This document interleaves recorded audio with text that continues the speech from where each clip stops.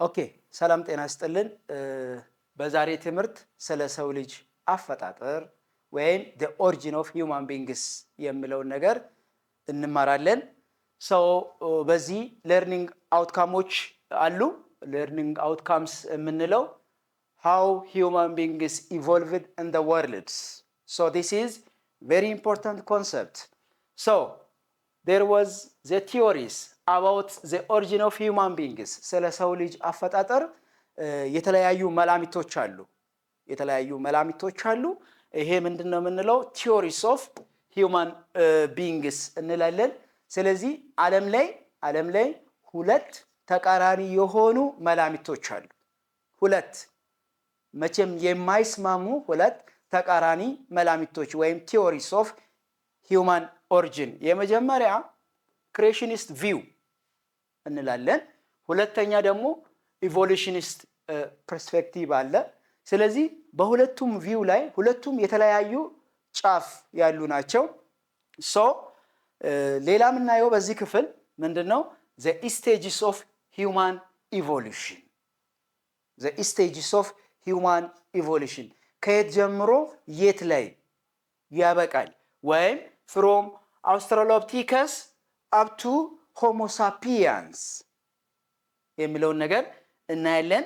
ሌላ archaeological sites የመጀመሪያ የሰው ልጅ አጽም የት አካባቢ ነው የተገኘው ስፔሻሊ በአፍሪካ የሚለውን ነገር እነዚህ ነገሮችን በዚህ ቪዲዮ ላይ እንማራለን ማለት ነው። ቅድም እንደነገርኳችሁ የመጀመሪያ መላምት ሁለት መላምቶች ናቸው። እያንዳንዱን እያየን እንሄዳለን። the study of the origin of human beings help us to understand the human appearance, evolved and the development both physically and culturally የሚለውን ነገር እናያለን። የሰው ልጅ ዓለም ላይ ከተፈጠረ ወይም ከኖረ ብዙ ሚሊዮን ዓመታትን አስቆጥሯል። ስለዚህ ይሄን አስደግፎ ቅድም እንደነገርኳችሁ ይሄን አስደግፎ የሚያሳየን የተለያዩ ሳይንሶች አሉ። የመጀመሪያ አርኪኦሎጂ እንላለን። አርኪኦሎጂ ሳይንስ ነው። ስለምን የሚያጠና ነው? ስለ አጽሞች ከመሬት ዲግ አውት ተደርጎ ለዛ አጽም ኢንቨስቲጌሽን ይደረጋል። የተለያዩ የትምህርታዊ ስራዎች ይሰራሉ። ስለዚህ አርኪኦሎጂ አንዱ ሳፖርቲቭ ሶርስ ነው ማለት ነው። ሌላ አንትሮፖሎጂ የምንለው ስለ ሰው ልጅና ስለ አካባቢው የሚያጠና የጥናት አይነት ነው። ሌላ ሶስተኛ ሳይንስ ጄኔቲክስ ነው። ይሄ ጄኔቲክስ የምንለው ሞር ወደ ባዮሎጂ ይሄዳል።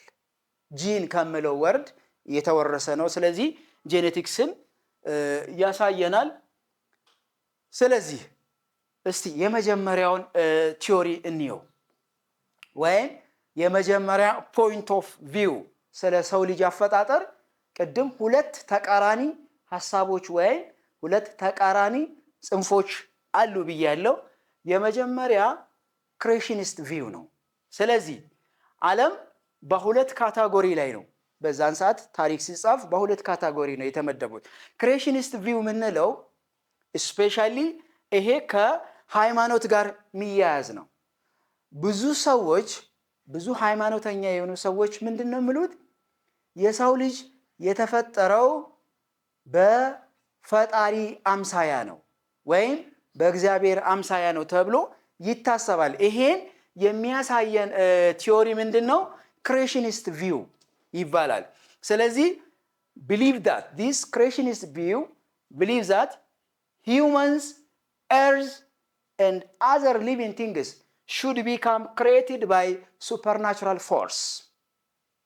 የሰው ልጅ፣ መሬት፣ ሌሎች ነፍስ ያላቸው በሙሉ የተፈጠሩት በእግዚአብሔር እጅ ነው ወይም በጋድ ነው ወይም በዲቫይን ፓወር በመባል ያምናሉ። ይሄን የሚያምኑት እነማን ናቸው? ክሬሽኒስቶች ናቸው ማለት ነው። ይሄ ቪው ሳፖርትድ የሚሆነው በሪሊጂየስ ኮንቴክስት ነው። በሪሊጂየስ ኮንቴክስት ለምሳሌ በሆሊ ባይብል ላይ ተጽፏል። የሰው ልጅ የተፈጠረው በእግዚአብሔር አምሳያ ነው ተብሎ ተጽፏል። ኖት ኦንሊ ሆሊ ቡክ ቁርአን ኤንድ ቶራ እነዚህ ሳፖርት የሚያደርጉ ኤቪደንሶች ናቸው ማለት ነው። ሰው ልጅ በእግዚአብሔር አምሳያ ስለመፈጠሩ የሚያሳዩ ናቸው። ሶ humans were created in a complete purpose and the moral responsibility ይሄን ምንድነው ክሬሽኒስት ቪው ያሳየናል። ሁለተኛ ጽንፍ ወይም ሁለተኛ አስተሳሰብ ምንድነው? ሳይንቲፊክ ቪው ይባላል ወይም በሌላ አነጋገር ኢቮሉሽኒስት ቪው በመባል ይታወቃል ማለት ነው። ስለዚህ የመጀመሪያው ዳይሬክትሊ የመጀመሪያውን ፖይንት ኦፍ ቪው ኦፖዝ የሚያደርግ ነው። የመጀመሪያው ይሄ ሳይንቲፊክ ቪው የምንለው ይሄ ሳይንቲፊክ ቪው ዓለም ላይ ለመጀመሪያ ጊዜ ማን ነው የጀመረው የሚለውን ነገር ማየት አስፈላጊ ነው።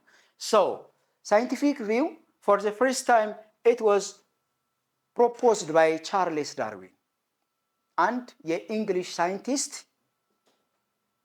ቻርልስ ዳርዊን የሚባል 1859 ላይ ስለ ሳይንቲፊክ ቪው ወይም ኢቮሉሽን ቪው መጽሐፍ ጽፏል።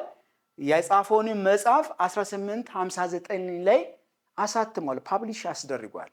የመጽሐፉ ታይትል ምን ይባላል?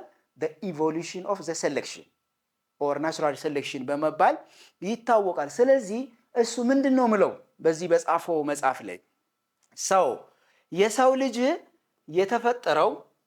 ልጅ የተፈጠረው ከትንሽ ከስሞለር ፓርቲክል ወይም ኦርጋኒዝም ስሩ ግራጁዋል ፕሮሴስ ነው ብሎ ያምናል። ይሄን የሚያምነው ማን ነው? የእንግሊሽ ሳይንቲስት ቻርልስ ዳርዊን ነው ማለት ነው። ስለዚህ ቅድም መጀመሪያ ካየነው ሐሳብ ጋር ፈጽሞ የሚቃረን ነው ማለት ነው። human share common ancestor from what? apes, not only ape, chimpanzee, gorilla ከነዚህ ከሶስቱም ጋር ኮመን የሆነ አንሰስተር ነው የሰው ልጅ ብሎ ያምናል። ስለዚህ እኛ ደግሞ ይሄን ሐሳብ እንዴት ነው ማስታረቅ ምንችለው? ስለዚህ ዓለም በአሁኑ ሰዓት የተስማማው በምንድነው? the majority of the world people supporting what we call the creationist view, but the scientific view or the evolutionist view is accepted by scientific community only. ስለዚህ ምን ማለት ነው? ይሄ ሳይንቲፊክ ቪው ወይም ቲዮሪ የምንለው ተቀባይነትን ያገኘው በማን ነው? በነዛ በሳይንቲስቶች በሳይንስ ብቻ በሚያምኑ ሰዎች አክሴፕታንስን አግኝቷል ማለት ነው። ሌላ ስቴጆች ናቸው። የሰው ልጅ አፈጣጠር ስቴጅ አለው። መጀመሪያ የሰው ልጅ ዛሬ እንደምናየው ቆሞ የሚሄድ አይደለም። በአራት እግሩ ነው ሲሄድ የነበረው። እንግዲህ መጽሐፍት ላይ 9ኛ ክፍልም ተምራችኋል። አሁን 11ኛ ላይም አለ። የመጀመሪያ ሰው በአራት እግሩ ነው ሲሄድ የነበረው። ስለዚህ እነዚህን ስቴጆችን የሚያሳይ ነው ማለት ነው። ስለዚህ የሰው ልጅ አራት ስቴጆች ወይም ደረጃዎች የሰው ልጅ አፈጣጠር አራት ደረጃዎች አሉ። የመጀመሪያ አውስትራሎፒተከስ እንላለን። ይሄ ሰው ባይፔዳሊዝም ነው። ባይፔዳል ለመጀመሪያ ጊዜ ደግሞ ይሄ የተገኘው በሀገራችን ኢትዮጵያ። ስለዚህ ኢትዮጵያ ውስጥም ሆኖ አፋር ክልል ሀዳር በሚባልበት ቦታ የአጽሙም ስም ሉሲ ኦር ድንቅነሽ በመባል ይታወቃል።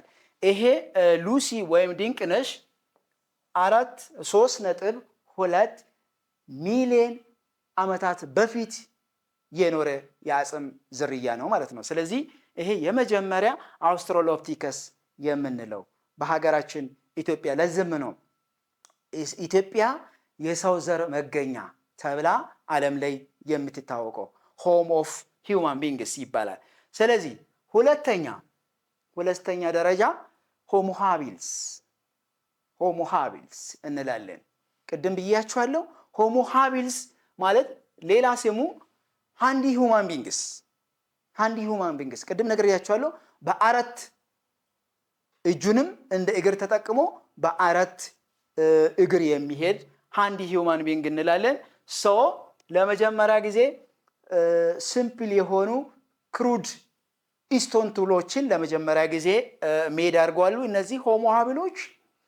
በሶስተኛ ደረጃ ላይ የምናየው ሆሞ ኢሬክተስ፣ ሌላ ስሙ ደግሞ የዚህ ሆሞ ኢሬክተስ አፕራይት ሂውማን ቢንግ ይባላል። አፕራይት ሂውማን ቢንግ በመባል ይታወቃል።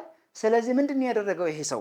ለመጀመሪያ ጊዜ እሳትን ሁለት ድንጋዮችን በማጋጫት እሳትን ለመጀመሪያ ጊዜ የፈጠሩ ናቸው ሆሞ ኢሬክተስ የምንለው። እሱም ብቻ አይደለም፣ ወቅት አፕራይት ፖዚሽን ከሆሞ ሃቢልስ የተሻሉ ናቸው። እነዛ በአራቱ እጅንም ተጠቅሞ በአራት እግር ነው የሚሄዱት።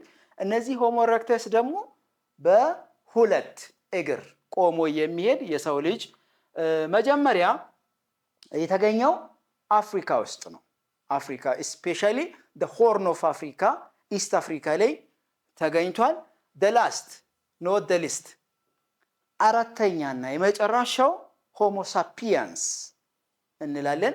ሆሞ ሳፒያንስ it is very similar to today's modern human beings። ስለዚህ አራተኛው ከዛሬ ሰው ጋር የሚመሳሰል ነው። ለምሳሌ ኮምፕሊኬትድ የሆኑ አይዲያዎችን ቲንክ ማድረግ ይችላል።